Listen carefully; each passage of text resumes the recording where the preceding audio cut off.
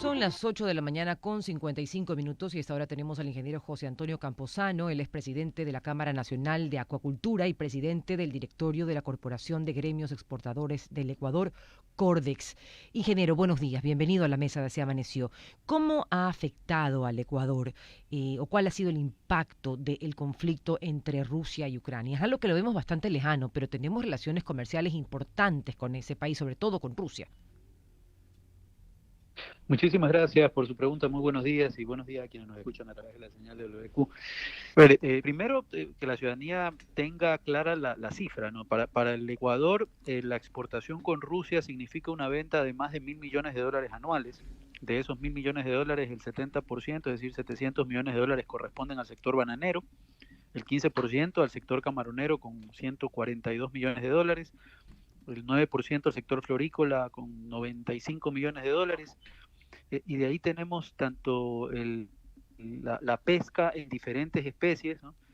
Con $30 millones y el café industrializado con casi $20 millones. Es decir, entre esos 6 productos sumamos casi el 90% de la exportación a ese mercado. ¿Qué significa para el Ecuador este conflicto armado entre Rusia y Ucrania? Bueno, que están en riesgo esos $1.000 millones en diferentes magnitudes, en vista que desde el principio el primer efecto fue una devaluación del rublo de casi el 30%, es decir, el comprador ruso tenía 30% menos de dólares para comprar productos importados. Lo siguiente fue el bloqueo logístico, es decir, navieras que anuncian que no van a ir a Rusia por no tener las garantías de seguridad de poder llegar con las mercancías a ese destino. Por tanto, algunas de las mercancías en tránsito ya se quedaron en puertos de transbordo, otras sí alcanzaron a llegar, pero a partir de esta semana ya nos están colocando nuevos embarques a ese destino. Exportadores que tenían anticipos para poder preparar productos de cara a la venta del mes de marzo, que tienen que devolver dichos anticipos, y de ahí en adelante, en la medida que dure el conflicto, cada mes estamos hablando de casi $100 millones en exportaciones del país que se van a perder porque no tienen mercado a donde exportarse. Ingeniero, estamos viendo noticias permanentemente de que todas las plataformas, Netflix, Amazon, incluso las tarjetas de crédito, Visa, Mastercard, van a dejar de operar en territorio ruso. Y eso obviamente afecta a otros países. Hay un daño colateral. También hemos visto en las últimas semanas que habían en el puerto aproximadamente 200.000 cajas de banano que se han quedado y no se han podido ir. ¿Cuáles son los sectores más afectados por este conflicto? Bueno, hoy sin duda el sector bananero es el largo, el más afectado. Para el banano ecuatoriano, el 22.5% de su exportación se destina a Rusia y otro 2.5% a Ucrania. Es decir, entre el conflicto armado estamos hablando del 25% de la exportación bananera del país. Es decir, son más de $1.100 millones en total que estarían en riesgo mientras dure el conflicto. Ahora, como usted bien señala, ¿cuál es el problema de todas estas plataformas financieras saliendo más allá del sistema SWIFT, que ha dejado por fuera a un importante número de bancos rusos? Es decir, los pagos internacionales no se van a poder realizar. Que supongamos que el día de mañana el conflicto se soluciona y empezamos nuevamente a exportar. Lo que vamos a tener es una contracción del consumo interno. ¿Por qué? Porque el momento en que usted le quita a la ciudadanía sus medios de pago, simplemente ellos tienen que ver cómo operan el consumo básico, ¿no? No van a tener el La recurso en misma ese momento capacidad para adquirir adquisitiva, productos. claro, no van a tener la misma capacidad adquisitiva. Claro, por supuesto. Entonces, habrá un impacto en la recuperación del mercado ruso como tal. Y luego hay que entender también que el comercio, al estar interconectado, los temores de un conflicto armado que puede tomar otras proporciones, también generan miedo en otros mercados que dejan de consumir justamente pensando en que la economía puede verse afectada, entonces prefieren guardar dinero, si en el caso del camarón, por ejemplo, dejar de consumir a lo mejor camarón en otros destinos, justamente pensando en que un conflicto armado puede generar un problema mayor en las economías de otros países. Ahora, el dólar que se fortalece con esta situación también genera problemas al sector exportador en general, porque nuestros costos de producción están en dólares. Entonces, cuando el dólar se fortalece frente a cualquier otra moneda, todos nuestros compradores automáticamente ven encarecido el producto ecuatoriano al momento de adquirirlo. Entonces, el comercio exterior está interconectado, no es solamente el efecto directo del conflicto en el mercado ruso como tal, sino también las repercusiones que puede tener en otros destinos, en la economía global en realidad.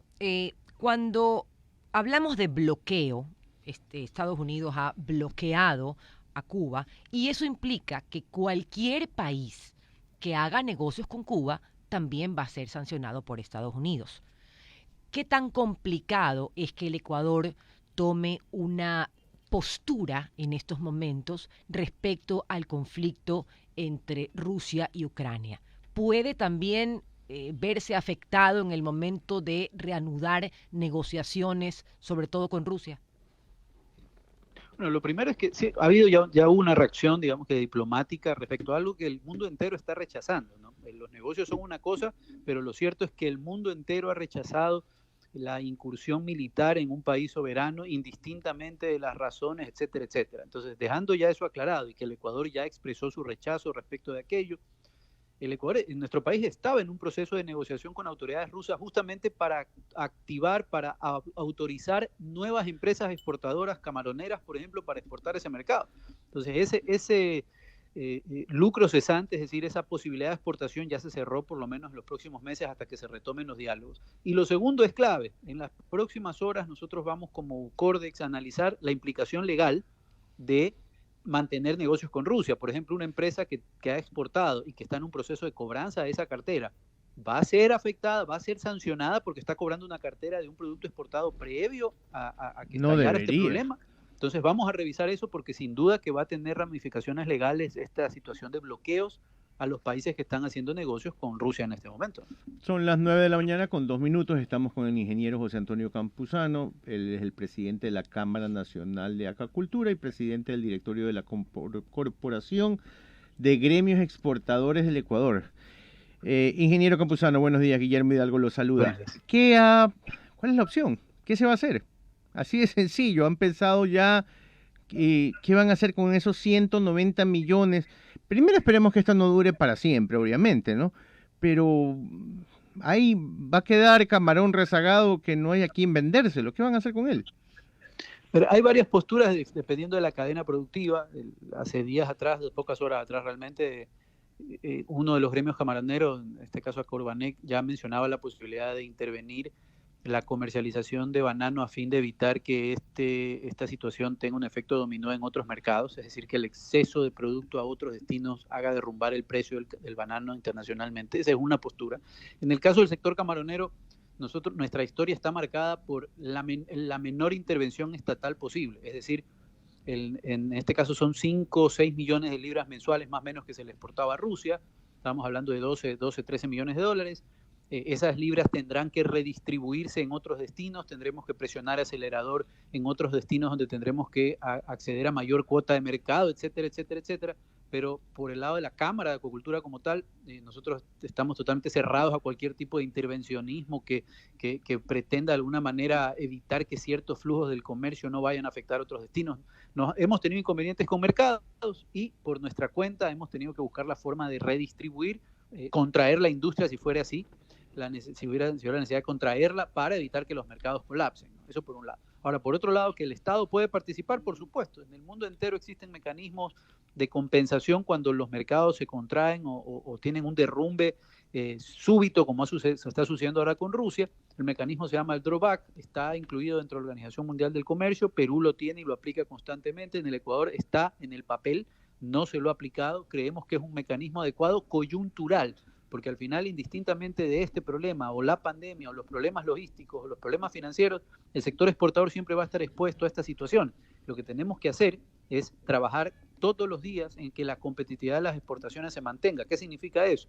Bajar costos de producción, impulsar eficiencias, y ahí hay un montón de políticas públicas que pueden apuntar a aquello. El sector privado no lo puede hacer todo, el Estado sí tiene cómo participar en mejora de la competitividad a través de reducción de aranceles. Hoy el Ecuador tiene una tasa de aranceles promedio mucho más alta que cualquiera de sus países vecinos en la región o competidores directos, y pagamos aranceles sobre materias primas, insumos, bienes de capital. Eso es algo que con una reforma arancelaria agresiva se puede resolver. Entonces, si uno cuida la competitividad de las exportaciones, cuando vengan estos problemas, porque los seguiremos teniendo de toda índole, tendremos un sector exportador mejor preparado. Ingeniero, muchas gracias por su tiempo. El ingeniero José Antonio Campuzano, presidente de la Cámara Nacional de Acuacultura y presidente del directorio de la Corporación de Gremios Exportadores del Ecuador, Cordex, estuvo esta mañana con nosotros en la mesa de Así Amaneció. Son las 9:05.